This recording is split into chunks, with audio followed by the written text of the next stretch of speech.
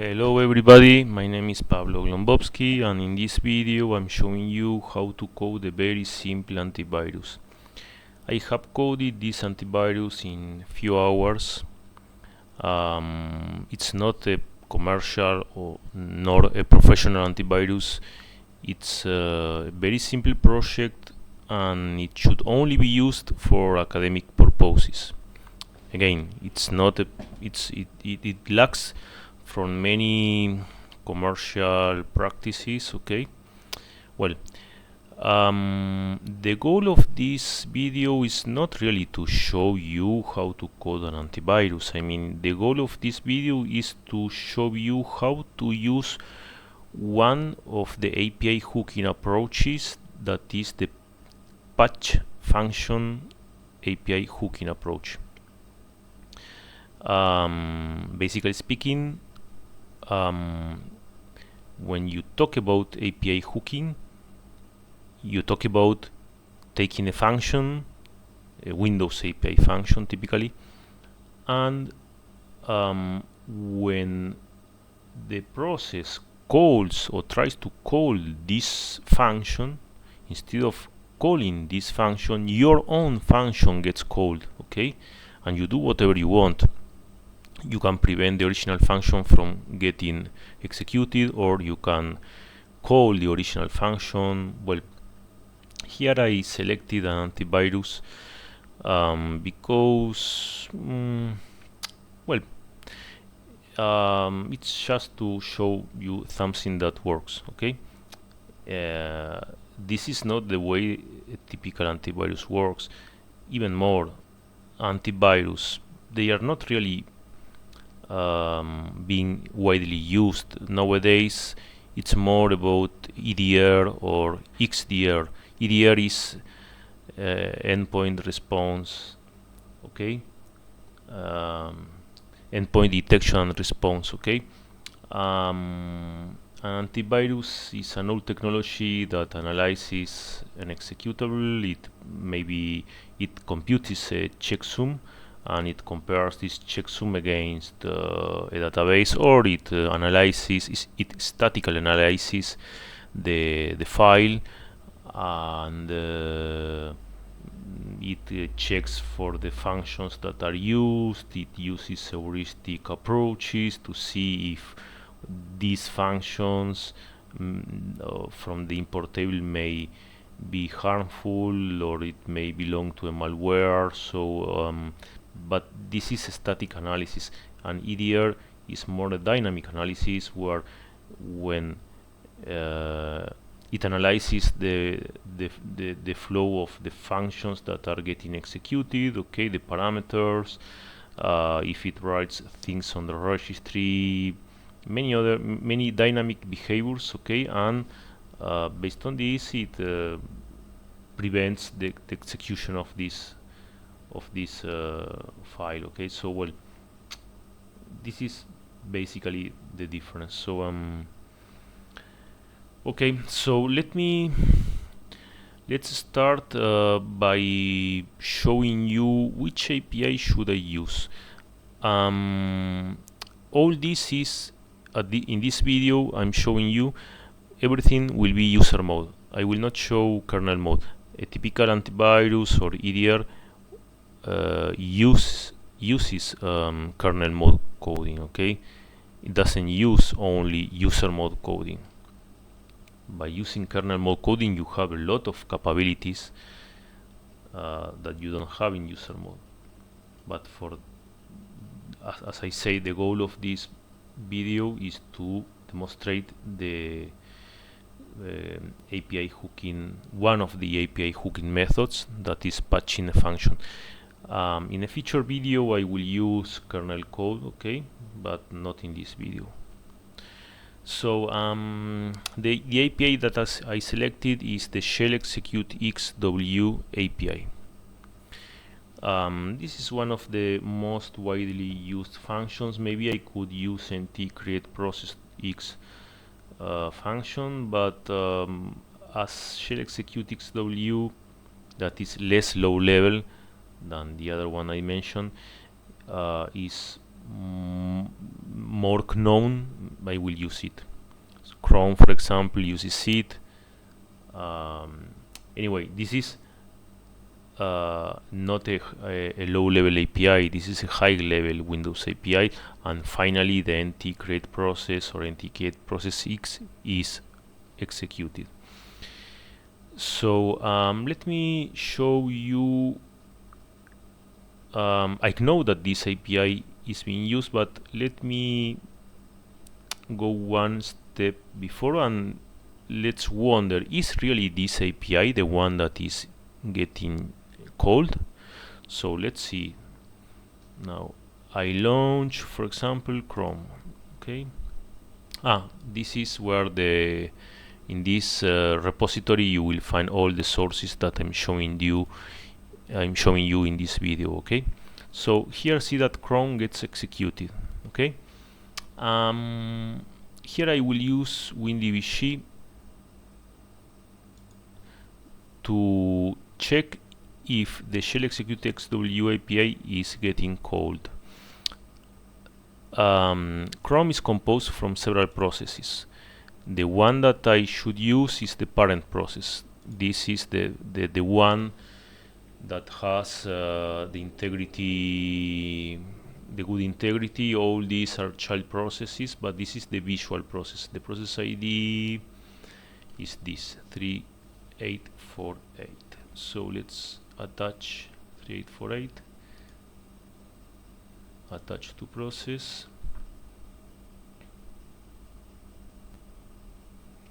So Chrome 3848, this one.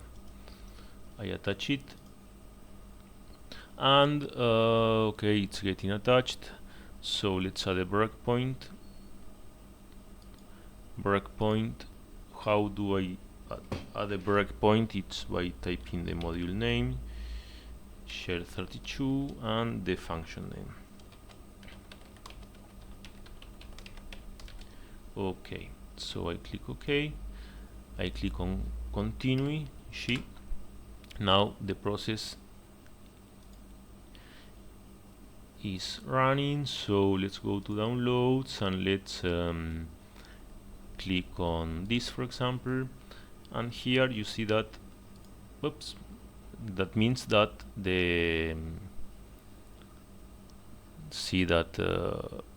this will change to ShellExecuteExW. So this was the one that was finally called. Okay.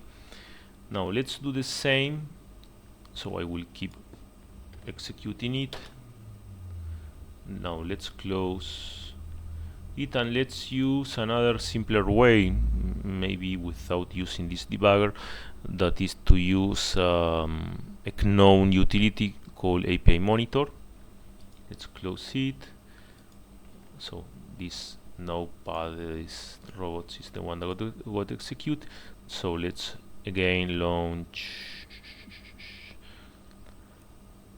Chrome. Okay. Now let's see which is the process ID of Chrome.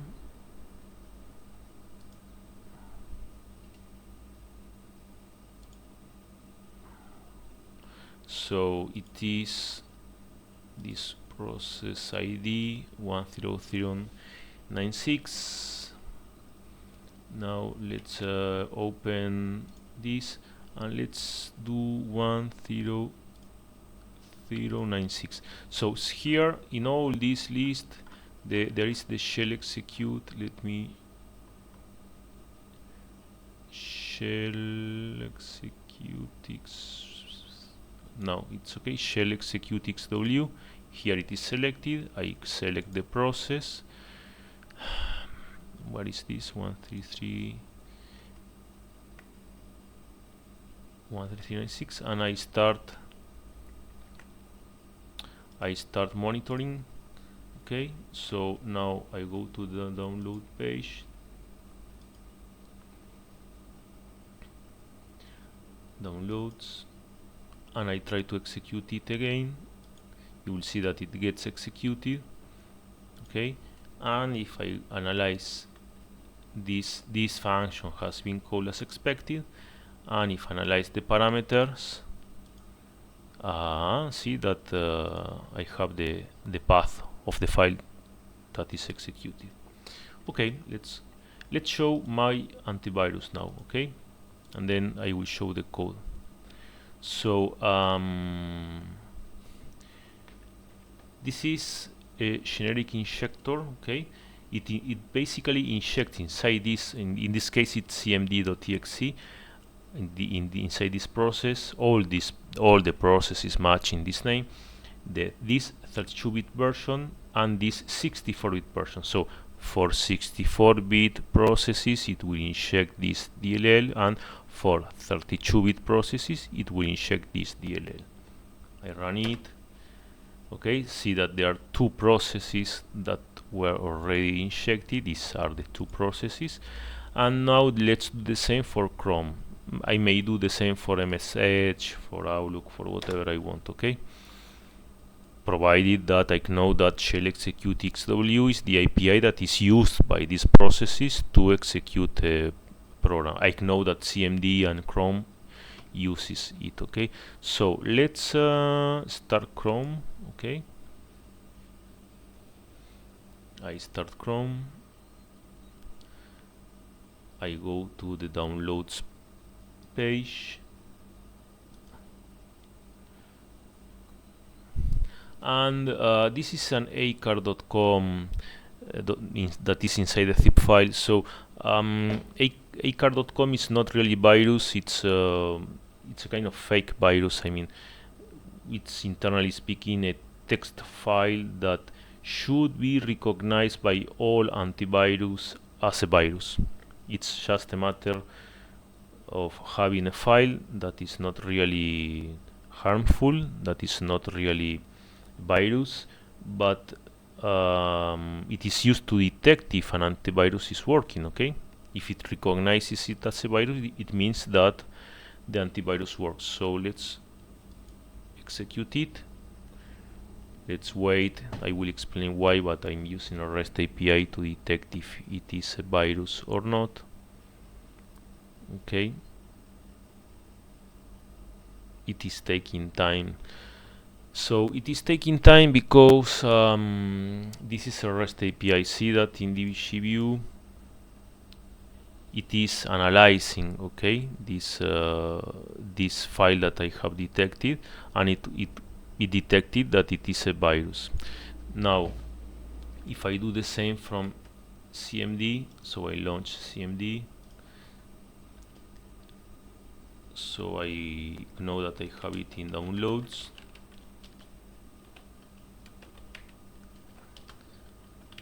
acar_com.zip. It is also taking time, okay, and it detected it as a virus, okay. If I do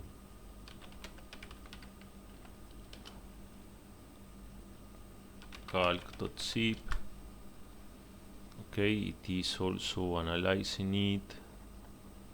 Let me show you. See that calc.zip is detected to be safe, and it launched it. So this shows you that the little antivirus that I coded in few hours works fine, okay. Let me show you a little theory. So this is an antivirus. It performs static analysis, as I explained, rather than dynamic analysis. The first version is purely coded in user mode, okay. In future videos I will enhance it with kernel mode coding, so it will be a little more professional, okay. It will be close to a commercial antivirus. I patched the ShellExecuteExW API. I should patch more functions like integrate process X. In this case I prefer using this function patching. In this case I prefer using function patching. It is explaining in this video, rather than importable patching. So I intercept all calls made to this function inside the process, and it doesn't depend on the caller, because as I already explained in a previous video, if you use import import address table patching or hooking. In fact, what it does is to replace the import table from a given module, and when the function from this module, okay, is called, for example, I know in Chrome that is chrome.dll. When and if supposing that ShellExecuteExW is called from chrome.dll, in this case I patch the import address table of chrome.dll, and I change the address of shell32dll by my own function, but this only works from chrome.dll. Okay, it will not work from all the modules inside chrome.exe. This is purely for academic purposes, and I show a basic and primitive antivirus that could be written in a few hours. The goal is not to show how an antivirus should be coded, since in practice commercial antivirus is quite different. The goal is in fact to show how to intercept an API and to, in future videos, improve it. For example, working in earlier injections. Okay, this is very important, because when you use API hooking, the earlier your module gets injected, it's the best. Because, for example, suppose that you want to hook the load library API. In this case, it would be great if your module would be the first module that gets injected, okay, that gets loaded, sorry, because by this way you can intercept the loading of the next modules. That's why it's very important the time. At this point in this video, it's not optimal, because as you will see in the generic injector, I inject the DLL when all the other DLLs or modules are got already loaded. Okay, so this is the internal way it works. So there are three modules: the generic injector, that is there are two versions, the 64-bit version and the 32-bit, that is 686 version. Okay, so it basically checks in a periodic way if a new process is loaded in memory, okay, and it injects the 64-bit or 32-bit libraries inside that process. For example, Chrome, Edge, CMD, or whatever, there is this library, okay, this who create process.dll. There is a 64-bit version DLL for 64-bit version exe, and a 32-bit version DLL for 32-bit version exe. It patches, so it hooks the ShellExecuteExW API, providing its own code. Inside this my ShellExecuteExW function, this is the function that gets finally called when Chrome, for example, calls ShellExecuteExW. Okay, instead of when it calls the ShellExecuteExW, instead of calling the original function, it calls my function. Okay, so inside this function I use interprocess communication resources like events and shared memory that communicates with a C# service to see if the file to launch is a virus or not, malware or not. If the file is a virus or malware, in fact, it shows a message box and it prevents the original ShellExecuteExW function from getting called. And this is the antivirus itself. This is the less important part of this video, because it's a C# service. I coded it in C# because it was easier for me, but in practice antivirus should not use C#, because C# is easy to reverse. Okay, if you don't obfuscate, even if you obfuscate it, it's very easy to reverse. Okay, so C# should not be used for this. In fact, this architecture should not be used for this. I mean, everything should be in this DLL. It should not use interprocess communication because it's a source of vulnerability. using, it's very vulnerable to use inter-process communication, okay, because I could intercept the communication, and I could do whatever I want if I were a malware writer, okay.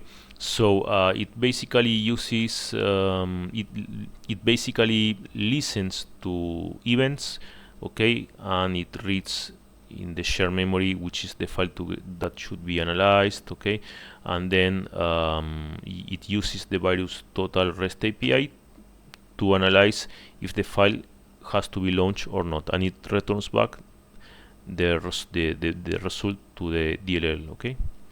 So now let's show, for example, the easiest, the generic injector is very easy.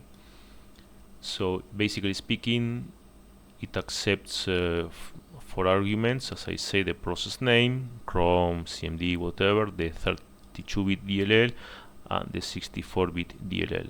Okay, 1, 2, 3, 4 arguments. Then there is a while that is finished when you hit on a key. It gets all the processes that matches this name. Okay, if the name is already has already been injected, it ignores it, else it's a new process that matched the name, so it adds to their internal array, and this is the more important part of the program, that is inject DLL in this process, okay. This is just a simple function that uses the num process, open process, and get image file name to return all the processes that matches the given name. Inside this is the 32-bit version of the DLL that injects the 32-bit version of the DLL inside the 32-bit inside the target 32-bit process. Okay, so it opens the process, it checks if it is a 64-bit process, and in this case it uses it calls this other function, okay, because it cannot, of course, inject a 32-bit DLL inside a 64-bit process. What it does is to allocate the memory to store the 32-bit DLL. It writes this, and then it creates it writes the path, of course. It creates a remote thread, okay, that will call load library, okay, and then after that it waits until it finishes, and that's all. So this is a typical way. It's not the best way, but it's a typical way to inject a DLL inside a process, okay. This is not the only way. There are many other ways. It's maybe one of the most common ways. Now let's see how the 64-bit version works. Basically speaking, it executes this same process, so this same program, sorry, that is compiled with the 64-bit under the 64-bit platform. You can do it by here. So if this is 64-bit, in this case, as I compile the 64, it will generate the _64.txt and passing this argument, okay. So I know that maybe you will not understand, to be honest, all this little program. It's not really important, okay. I mean, you can download it from the repository and analyze it, and I'm quite sure you will understand it. But well, so it executes itself with this inject process, and then what it does is of course, it gets executed. It sees, okay, the minus inject into process is launched, and then it will call this function that is basically the 64-bit version of all this. It's the same code that I have already shown, but in 64-bit. Now let's see the DLL, the library, okay. This is the library, okay. So it is a small library that, basically speaking, there is the 64-bit version and the 32-bit version, okay. So it basically calls this patch function. Patch function is the core of all this. It takes the DLL, the library where the API I want to hook resides. This is the function that should be called instead. Okay, so this is my function. I will show it, and this is what I call the trampoline function. Okay, I will explain it, but basically speaking, what it does is, in this DLL, instead of executing this function, execute this other function. And if inside this other function I want to really call this function, then I will use this other function. Okay, I will explain it later. So this is the patch function. I will not really explain it in deep because it's purely assembler, but I have downloaded from internet this simple graphic. This is the hooked function. This is internally speaking the ShellExecuteExW function. See that what it does is the first line is CMP and the proxy function. This proxy function is my own ShellExecuteExW.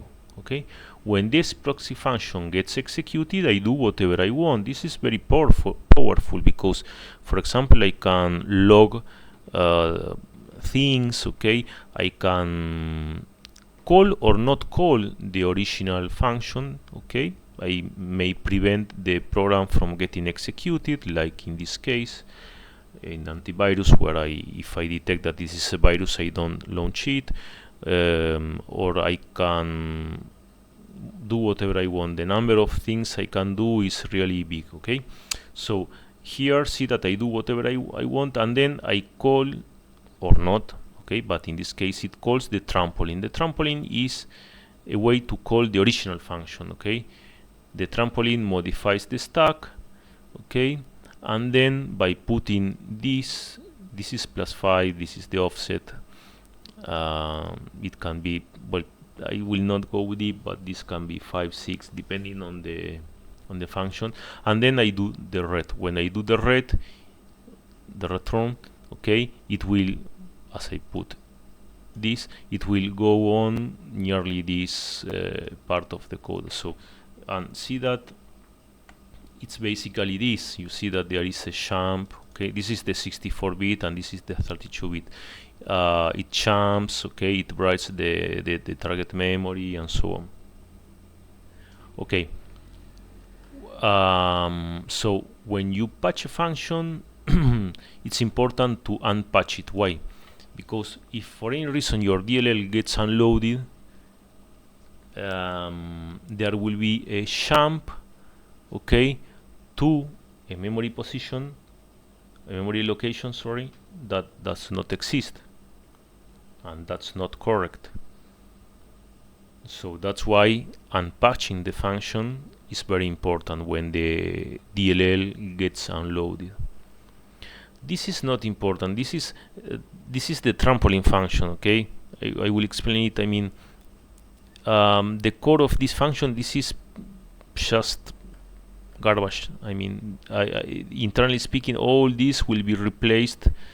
Okay, it will be replaced by, see that this is the trampoline function. It will be replaced by assembler code, so it's not really important what is inside this. It is important that there is something inside this. Okay, one thing I forgot to say is that never compile this DLL in debug mode. Always compile it in as release, and disable optimization. Okay, because optimization changes the code, and it is very important, particularly for the trampoline function, that it should not be optimized. I mean, because it can belong to an inline function, all this can be reduced, and the body of this function should be large enough. So don't use optimization and only use the release mode. So, and this is the more important part of this, that is my function. Okay, so instead of when Chrome calls ShellExecuteExW, instead of executing it, it will execute my function. Okay, from the Chrome perspective, Chrome believes that it is really calling ShellExecute. Okay, in fact, in the Chrome.exe process, it really calls ShellExecuteExW. But as you may see, internally speaking, when ShellExecuteExW gets called, okay, as I already shown here, when this is called, this is ShellExecuteExW, the first thing it does is to jump to this proxy function. Proxy function is this. So in practice, this is the function that gets executed. It basically calls this analyze file. This is an internal function that checks if given the file to get executed is a virus or a malware or not.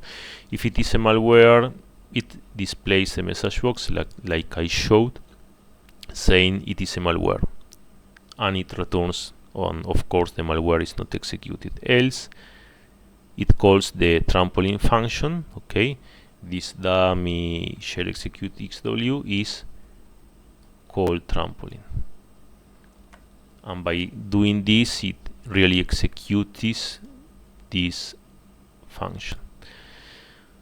And well, this is not important. Okay, this is the analyze file. It communicates with the C# service by using inter-process communication mechanisms. It opens the shared memory, the events.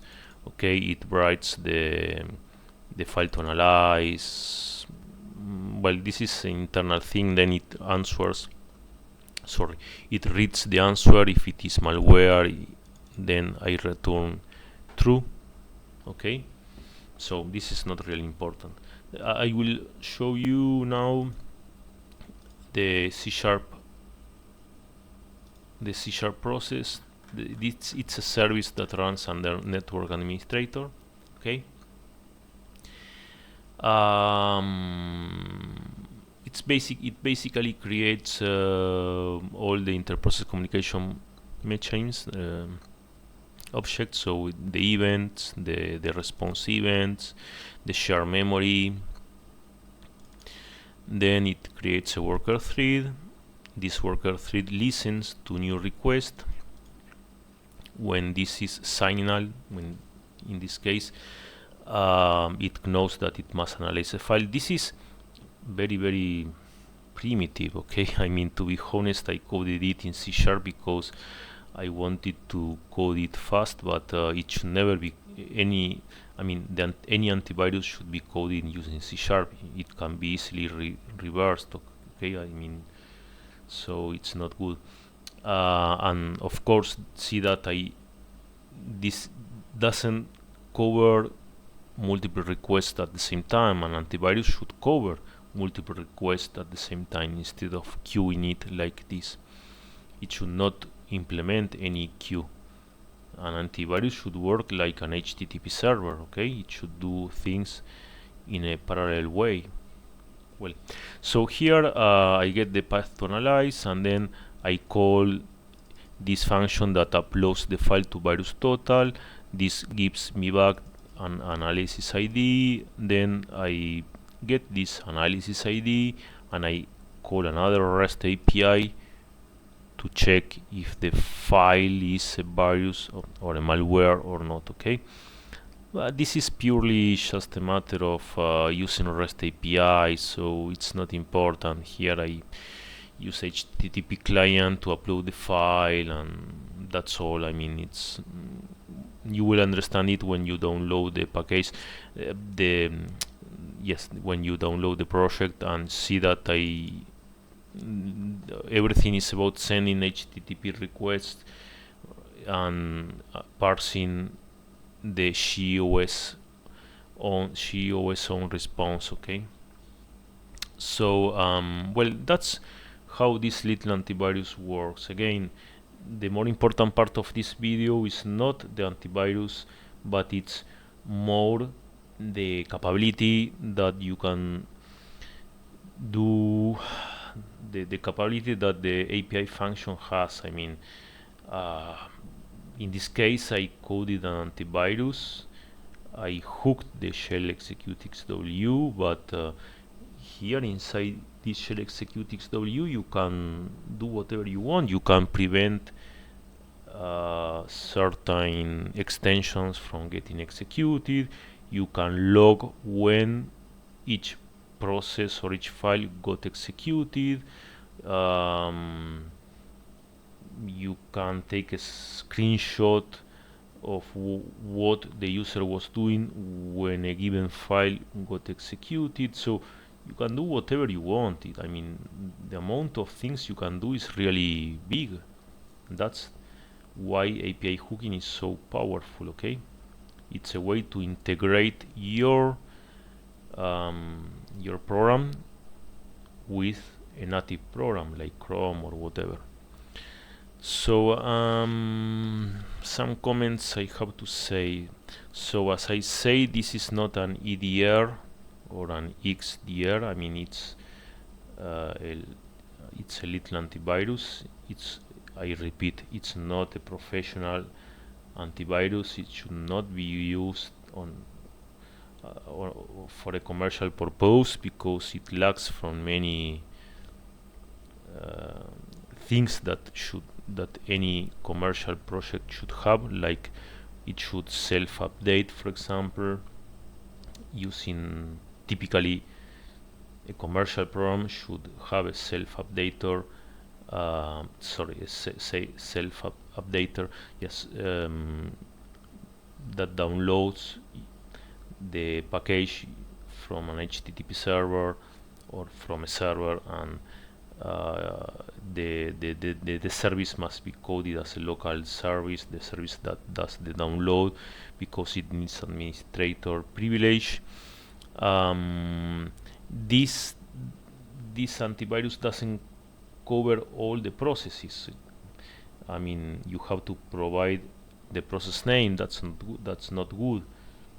That's why in practice an antivirus or an EDR uses kernel coding. Okay, I will explain kernel coding in a future video,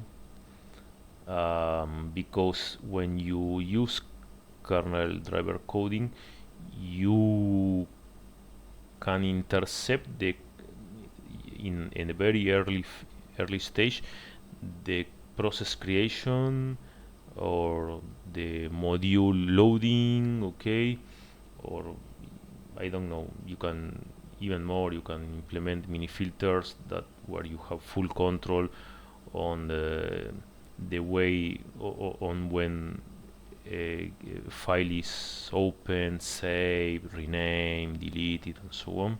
So using kernel coding is by far more powerful than user mode coding. So in this case, I show user mode coding because I want to make this video easy. But in practice, this kind of projects use kernel code. Okay, but as the goal of this video is not to show you how to code an antivirus, because in real life antivirus is quite different from this. The goal of this video is to show you how to use API hooking, particularly patching functions. Okay, so any professional software should, in this case, this kind of low-level software should avoid using C# code, because C# code can be reversed, can be easily reversed. Maybe you can obfuscate a C# code, but in practice, it's even when you obfuscate it, it can be unobfuscated. Okay, DLLs should be signed. Okay, when you do a commercial program, all the modules, DLLs, executable, should be signed. when you code an antivirus, you should check that all the modules that are loaded inside antivirus are signed. Okay, you can, for example, intercept the load library, check if there is a strange library that wants to get injected in your process, and by this way you know that there is